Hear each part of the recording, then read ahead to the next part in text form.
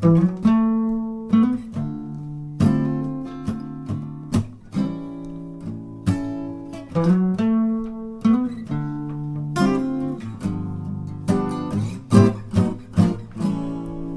reasons why I enjoy dressing the way that I do is because I know I'm a sensitive soul.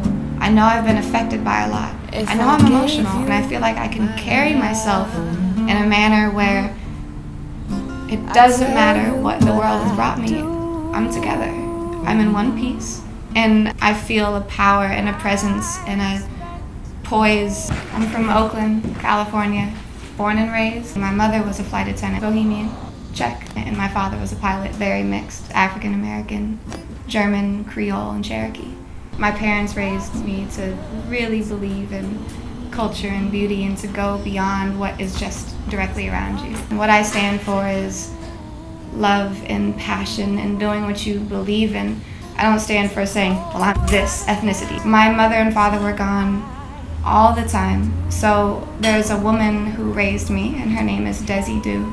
She's from Mississippi, and she's the love of my life. She's the most amazing woman. She gave me some of the most valuable life lessons that I still hold on to today. It doesn't matter what anyone's disappointment is in the world or the issues that they have. What matters is that you live life in a kind, gentle manner. As a kid, I was really into movies from the 30s, 40s, 50s, 60s. That was just my comfort zone of films. A lot of the movies that I liked at that time had certain women of color. You know, Lena Horne. It wasn't as vast as, you know, Ginger Rogers and Fred Astaire and Rita Hayworth. I would pay attention to their manners, the language that they used, and the dispositions of the women compared to the men. What I enjoyed was the togetherness and the class and the grace and the elegance that women specifically of that time carried, and that was a direct style influence. I was just so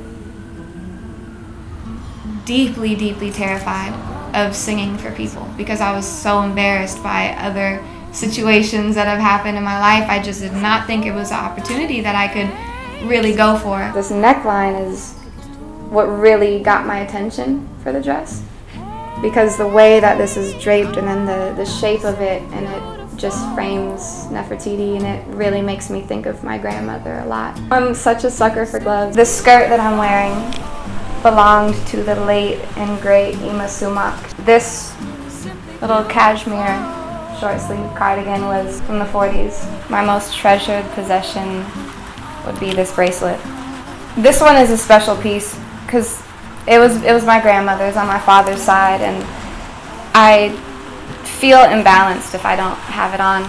She gave me these earrings and she said, Mara, I loved wearing these earrings, but they just don't work for me anymore. I just see you wearing them. And she gave them to me and I tried them on, and they were really, really special. I just had all sorts of types of music around me growing up.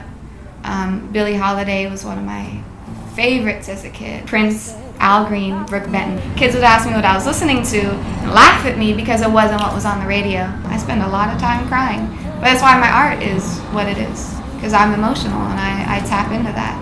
And I think there's a lot of people in this world that want to sweep their emotions under the rug. You have to know yourself in dark times as well. I stopped attending high school my senior year.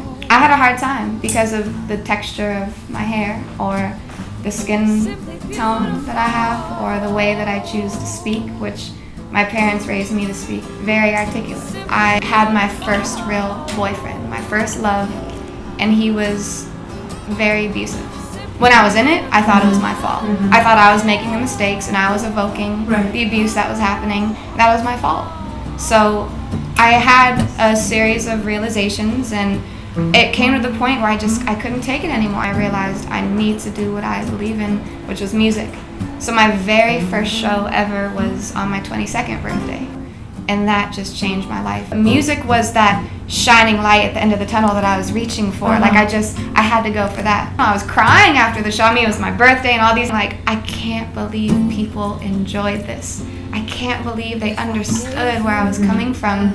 I can't believe they they came here to support, and it was so many people for someone that had no history in the music scene in the Bay Area, and that was like my first musical birth. I say sorry a lot when I don't have to, and I'm a nurturer, and I like caring for people, and I find myself tending to others more so than my own needs. I think beauty's in the eye of the beholder, and what's beautiful to someone may not be beautiful to someone else. And if you're just comfortable in your own skin, that's really, really beautiful. It doesn't matter what you look like, what size you are, what you're wearing. If you're comfortable in your own skin, that's really beautiful, because that's hard to achieve.